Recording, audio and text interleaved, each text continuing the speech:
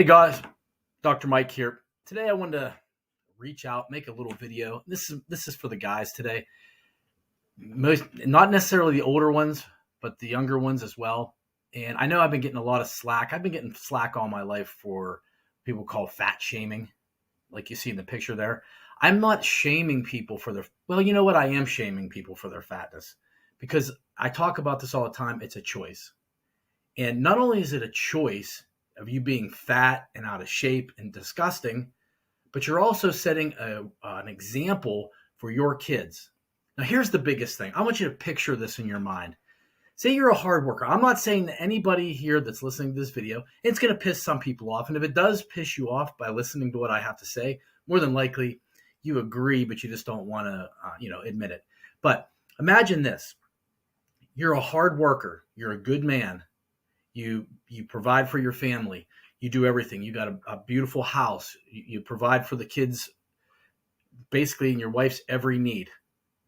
Well, I'm going to tell you something. At some point in time, if you keep this up, some other man's going to come in when you're dead and say, hey, thanks for the nice house. Thanks for the cars. Boy, you did a really nice job with the bank account. Now I'm going to come in and take over your family because you couldn't take care of yourself. And stop this confirmation bias by saying, well, so-and-so eats this junk food and they don't work out. And look at that. My dad lived to be 80 and he smoked every day and he ate butter and did all these things and didn't exercise. Bullcrap, because we all have different genetics. Also, nothing tastes as good as fit feels. And I have not been in this position all my life. I've always wanted to be, but now I make it a definite aim and a goal and an outcome of every day. Because I'm telling you, if you can get the fitness down, get your health down, the level of confidence that it will bring to you, that will generate into every area of your career, in your relationships, and everything. Because really, when you feel good and you look good and you feel good about yourself, you don't give a what anybody thinks. And I can tell you right now, if you're one of those people that worry about what everybody says or what everybody thinks, you gotta get it. Stop. It's just like they say about the airplane. You got to put your mask on before you help each other. You have got to take care of your health and be an example and a role model to your family before somebody else comes in and does it for you. There's nothing worse than being able to go to the beach or on vacation and dad's got to keep his shirt on and sit in the back underneath the umbrella because he's so fat and disgusting and out of shape. That is 100% your choice. Throw the hot dogs away.